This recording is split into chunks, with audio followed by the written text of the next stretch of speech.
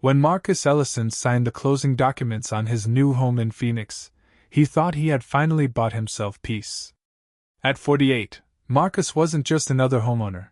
He was a man who had worked his entire life to earn the right to silence. Raised in a working-class family in Atlanta, Marcus had seen how fragile security could be. His parents' modest house had been bulldozed in the name of urban development, replaced by condos and coffee shops. That memory burned in him. When he stood on the porch of his Phoenix home, a corner lot in the gated community of Hawthorne Ridge shaded by mesquite trees, he promised himself one thing: no one would take this space from him. But he underestimated the power of the HOA. The first intrusion was almost laughable. He was watering his lawn when he noticed movement near the back fence. A man in a navy vest marked HOA Patrol was clambering over, clipboard under his arm. The man, Steve Randall, landed in the grass, pen poised like a soldier storming enemy territory. Marcus froze. Then he walked up, his voice even but firm. "What do you think you're doing?" Steve didn't flinch. "Routine inspection. Fence looks a little high. Just checking compliance." "You climbed my fence," Marcus said. Steve smirked. "I'm with the HOA. We can go where we need to." It was arrogance. It was entitlement. It was also a lie. The bylaws didn't allow trespass without written notice. Marcus filed a complaint. He expected accountability. Instead, the board replied with a dismissive note: "Our patrols are authorized to ensure community standards." But standards weren't what Steve cared about. Control was. By spring, Steve had climbed the fence 3 more times. Sometimes in daylight, sometimes at dusk, clipboard always in hand. Marcus confronted him each time. Each time Steve grinned, as if daring him. "What are you going to do about it?" The neighborhood noticed. Some whispered sympathy. Others whispered suspicion. "Marcus is too intense," one said. "Maybe he has something to hide." The quiet hum of gossip was almost worse than Steve's brazen trespass. By June, Marcus had had enough. He installed cameras along his property line. They captured Steve climbing the fence, jotting notes, even once peering into Marcus's windows. Marcus sent the footage to the HOA board. Weeks passed. Silence. Then came the letter. A crisp envelope, HOA logo stamped across the top. "Notice of violation. Your fence exceeds community height regulations. Non-compliance will result in daily fines." Marcus laughed bitterly. His fence had been approved during his purchase. The letter wasn't about height. It was about punishment. He began hearing whispers at community meetings. Some neighbors sided with the HOA. "Rules are rules." Others confessed in private. "Steve crossed the line, but if I say anything, they'll find me next." Fear was the HOA's greatest weapon. The confrontation escalated one humid July evening. Marcus had friends over for a barbecue. Laughter echoed across the yard, smoke rising from the grill. And then, it happened again. Steve appeared, hoisting himself over the fence, landing with that smug grin. Marcus's guests froze.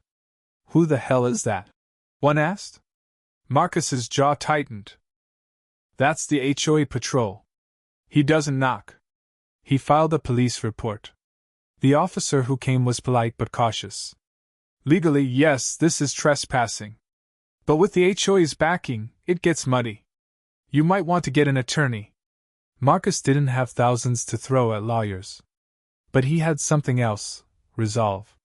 That night, he sat at his garage workbench, staring at schematics for hours.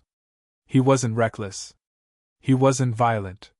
But he was tired of being disrespected. He thought about his father, who once told him, "A man who can't protect his own ground isn't free." By dawn, Marcus had his plan.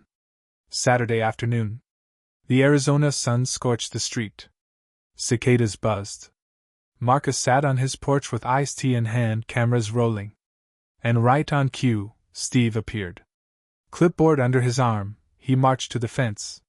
He scanned for cameras, then smirked, climbing up like he had 100 times before. The second his hand touched the steel panel, a sharp crack split the air. Steve yelped, tumbling back, clipboard flying. He hit the grass with a groan, shaking his hand furiously.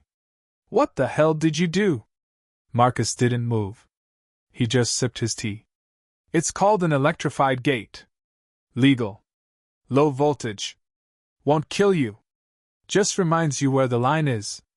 Neighbors peered from curtains. Some gasped. Some laughed. Months of whispered complaints finally had a climax. The HOA called an emergency meeting. Marcus arrived in a suit, calm and collected. The board sat stiffly. Steve, still nursing his pride, sat in the corner. "This man created a dangerous hazard," the president barked. Marcus stood. He projected calm authority. "Dangerous? I filed reports. I submitted video. I asked you to act? Instead, you empowered trespass." He held up printed photos from his cameras. Steve mid-climb, Steve in the yard, Steve peering through windows. Gasps rippled through the crowd. A neighbor stood. "I saw it too. I just didn't want to say anything." Another voice. "He's been in my yard too."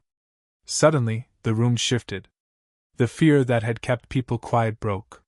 One after another, neighbors admitted Steve had crossed their lines, too. Marcus delivered the final blow, a city permit for his electrified gate, stamped and signed. "This is my property. This is my fence. And this," he gestured towards Steve, "is trespassing." Steve's face flushed crimson. The board scrambled. Within weeks, Steve resigned from patrol duties. The HOA issued watered-down, new guidelines. Everyone knew the truth: Marcus Ellison had won. Autumn came. The desert heat softened.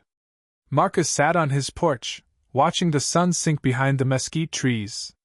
His fence stood tall. His gate hummed softly. And for the first time since moving in, the air felt still. But something had changed. Marcus wasn't just a homeowner anymore.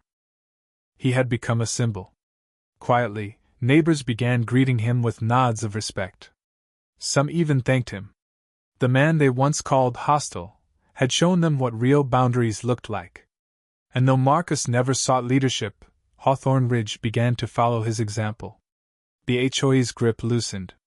People stopped whispering. They started speaking. All because one man refused to back down. The battle over a fence had turned into a war over dignity. And Marcus Ellison had won, not with violence, not with rage, but with quiet power and unshakable resolve. For the first time in years, Marcus felt what he had long been denied: peace.